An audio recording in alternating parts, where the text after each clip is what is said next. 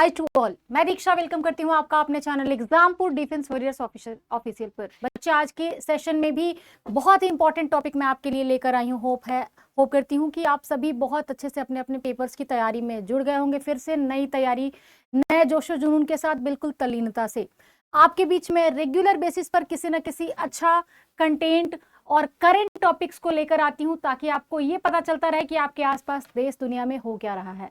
आज के टॉपिक का भी कुछ वैसा ही हाल है भाई। कौन सा टॉपिक है ये आपको तुरंत पता चल जाएगा। सामने हमारे पीछे जो पोस्टर है उसको देखकर आप तुरंत पहचान जाओगे कि आज क्या आपके लिए मैं लेकर आई हूं। आज की आपकी टॉपिक है भारत की जनगणना, सेंसस से रिलेटेड। क्योंकि आपने कहीं ना कहीं न्यूज़पेपर में, टेलीविजन, रेडियो कहीं ना कहीं सुना होगा, जरूर पढ़ लिया होगा कि आपकी जो जनगणना रुकी हुई थी कोविड में 2021 में, मतलब 2011 में तो जनगणना हम सबने फेस किया है, लेकिन 21 की जनगणना हमें नसीब नहीं हुआ ड्यू टू कोविड। फिर हुआ कि 26 में जनगणना होगा, तो उसका आगाज हो चुका है। 2 चरणों में जनगणना होने की बात हो गई है। कब कब कौन सी जनगणना होगी, ये सारी डिटेल्स आपको इसी सेशन में मिल जाएगा। तो बने रहिए हमारे साथ सेशन में और एक एक बिट एंजॉय करिए और सीखिए कब कब कौन सा जनगणना होने वाला है। पहली चीज जो मैंने आपको बताई कि हम लोग 2 चरण में इस बार जनगणना फेस करने वाले हैं। सबसे अहम सवाल यहाँ ये उठता है, लिखा है जाति जनगणना। जाति जनगणना क्या है भाई? तो आपने सुना होगा जातीय बेसिस पर जनगणना सबसे पहली बार बिहार राज्य में किया गया है। बिहार राज्य में जातीय जनगणना हुई है। आपके पास सारी डेटा भी आ चुकी है। पहले की चीज है ये, मतलब बहुत पुरानी नहीं है, लेकिन हाँ कुछ महीने पहले की है। जातीय जनगणना हो चुका है। बात की जाए अगर कि इस बार 2 चरण में जनगणना होने की बात है, तो आखिर किस किस बेसिस पर क्या क्या होगा। तो एक जनगणना जो आपका होगा वो होगा बर्फीली क्षेत्र कह लो या कह लो पहाड़ी इलाकों की, जम्मू कश्मीर, हिमाचल प्रदेश, और आप ले लो उत्तराखंड, लद्दाख वगैरह एक्सेट्रा एक्सेट्रा। और एक होगा आपके मैदानी क्षेत्रों की, जिसमें आप बाकी सभी मैदानी क्षेत्रों को देख सकते हो, या केंद्र शासित प्रदेशों, इन सभी क्षेत्रों की एक से मतलब दूसरे चरण में जनसंख्या होगा।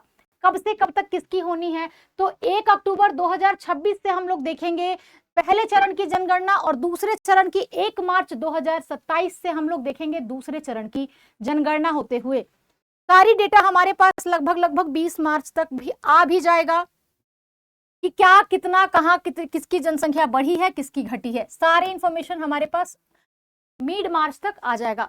बात की जाए अगर सरकारी अधिसूचना के हिसाब से कि सरकारी अधिसूचना और इंफॉर्मेशन में हमारे लिए क्या है, तो सरकारी अधिसूचना में कहा गया है कि जनगणना 2027।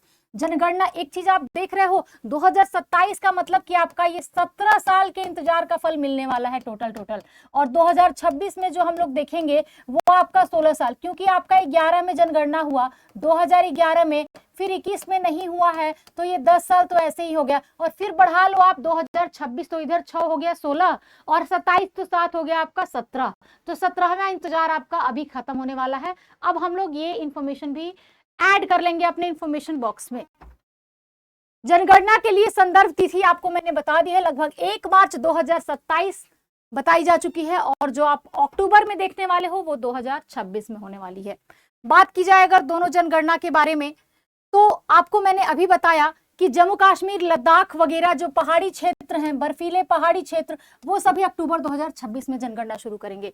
जातीय जनगणना भी इस बार हमारे पॉपुलेशन काउंटिंग और सेंसस का पार्ट होगा। मतलब कि अब जाति के आधार पर भी जनगणना को कंसीडर किया जाएगा, और इसका भी हिसाब, लेखा जोखा डेटा के रूप में हमारे सामने बिल्कुल विधिवत रखा जाएगा। हम इसे भी जानेंगे। बात की जाए जनगणना के बाद निर्वाचन क्षेत्रों का भी परिसीमन अपेक्षित है।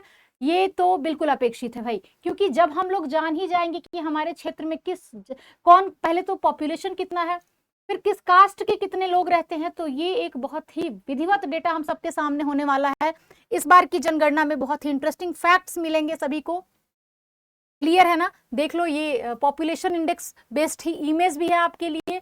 बुधवार को जारी की गई है, अभी हालिया ये है, बिल्कुल न्यूज़पेपर और एनडीटीवी और जो भी आप न्यूज चैनल्स देखते होंगे, डीडी न्यूज हो या फिर जो भी आप देखते होंगे न्यूज चैनल, आज तक वगैरह वगैरह, बिल्कुल हालिया इंफॉर्मेशन है कि अभी बुधवार को जारी की गई है एक आधिकारिक घोषणा सरकारी, जिसके अनुसार भारत सरकार ने 2027 में अगली राष्ट्रवादी जनसंख्या आयोजित करने की बात की है। ऐसी बात, ऐसे मसौदे बनाए गए हैं, अभी इसके डेटा नहीं है हमारे सामने।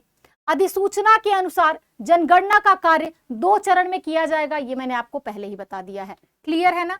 अब आपके मन में सवाल आता होगा कि आखिर कितने जनगणना हुए हैं। तो 2011 तक, आजादी के बाद अगर एक सवाल पूछा जाता है कि आजादी के बाद 2011 तक कितने जनगणना हुए हैं, तो आजादी के बाद 2011 तक कुल 15 जनगणना हो चुके हैं। ये पूछा जाता है सवाल खूब विशेष करके, तो आप बताओगे कि 15 जनगणना कुल हो चुके हैं आजादी के बाद। अब तक 15 जनगणना हो चुके हैं, ठीक है ना। 11 तक को काउंट करना है। 2011 तक भारत की जनगणना हम लोग 15 टाइम्स देख चुके हैं, फेस कर चुके हैं। पहली बार जनगणना लॉर्ड मेयो या मेयो कह लो 1872 में उनके कार्यकाल में शुरू हुआ था। लेकिन जैसा कि आप जानते हैं मनुष्यों की जनगणना हर 10 साल पे होती है, और जैसे मैंने पढ़ाया है आपको बाघ वगैरह की 4 साल पे होती है। तो मनुष्यों की जो 10 साल वाली जनगणना है उसका चेन वो मेंटेन नहीं कर पाए थे। नतीजा की दूसरा जनगणना जो संपूर्ण रूप से हुआ वो हम देखते हैं रिपन के कार्यकाल में। क्लियर है ना। रिपन के कार्यकाल में, जो कि है आपका 1881 में, 1881 के आसपास। मतलब आपसे अगर पूछा जाए प्रश्न में कि सबसे पहली जनगणना किसने कराई थी, तो आप बताओगे मेयो।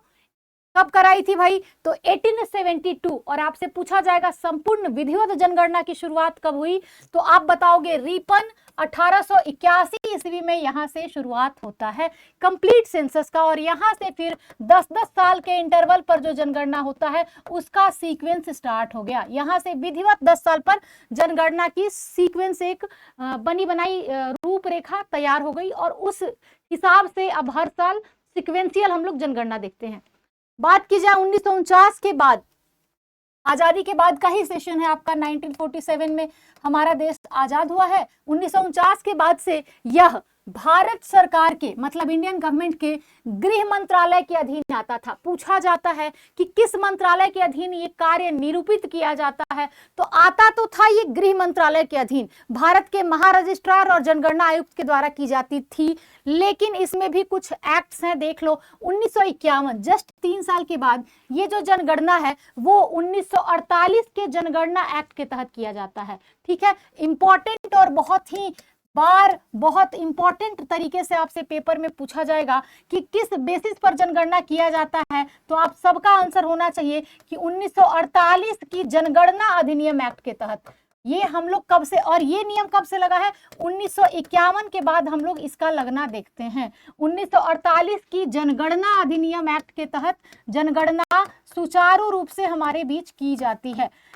अब एक सवाल आता है कि आखिरी जनगणना कब हुआ था, तो बच्चे आप जानते हो कि 2011 में आखिरी जनगणना हुआ था। मतलब कि विधिवत रूप से देखा जाए तो 21 में फिर होना चाहिए, जो कि क्यों नहीं हुआ था ये मैंने आपको बता दिया है। तो अब हमारे पास डेटा होगा 2026 और 27 का, तो हम लोग नए प्रश्नों को फिर से जानेंगे जनगणना के आधार पर। बाकी रही बात तो और जितनी चीजें होती हैं कि जनगणना में सबसे बड़ा राज्य भारत में कौन सा है, तो आप जानते हो कि उत्तर प्रदेश आपका सबसे बड़ा राज्य है। सबसे छोटा राज्य कौन सा है, तो आप जानते हो कि सिक्किम सबसे छोटा राज्य है। अगर आपसे पूछा जाए कि जनसंख्या घनत्व में सबसे बड़ा कौन है, तो बिहार सबसे बड़ा है। और आपसे पूछा जाए कि जनसंख्या घनत्व में सबसे छोटा राज्य कौन सा है, तो आप बताओगे अरुणाचल प्रदेश सबसे छोटा है। अगर पूछा जाए कि क्षेत्रफल की दृष्टि से कौन सा राज्य बड़ा है, तो आप बताओगे कि राजस्थान सबसे बड़ा है। और आपसे पूछा जाएगा कि क्षेत्रफल की दृष्टिकोण से सबसे छोटा कौन सा है, तो आपका आंसर होना चाहिए गोवा। सबसे बड़ी जनजाति कौन है 2011 की जनसंख्या जनगणना के हिसाब से, तो वो भी आपको याद होना चाहिए। वो जनगणना के महत्वपूर्ण प्रश्न है। भील सबसे बड़ी जनजाति के रूप में आई है हमारे सामने नंबर 1 पे। नंबर 2 पे आई है गोंड। जनगणना के बाद से हम लोग हमने देखा है। थर्ड नंबर पे आप देखते हो संथाल। मतलब 2011 की जनगणना का जो डेटा हमारे बीच आया उस हिसाब से भील सबसे बड़ी जनजाति के रूप में हम सबके सामने है। क्लियर है ना। तो ये जितने भी प्रश्न मैंने ओरली आपको सेशन में बताया और जितनी भी चीजें आप पीपीटी के माध्यम से देख रहे हो, वो दोनों ही आपके लिए इंपॉर्टेंट है। दोनों को तैयार करिए जरूर करके, इससे सवाल आपके परीक्षा में पूछे ही जाएंगे। और इससे ज्यादा जरूरी तो वो होगा जब जनगणना हो जाएगा, वहां से तो फिर सवाल कोई रोक ही नहीं सकता है कि ना आए। तो बने रहिए, ऐसे ही सेशंस आपको मिलेंगे रेगुलर बेसिस पर। अभी के लिए इतना ही बच्चे, जय हिंद।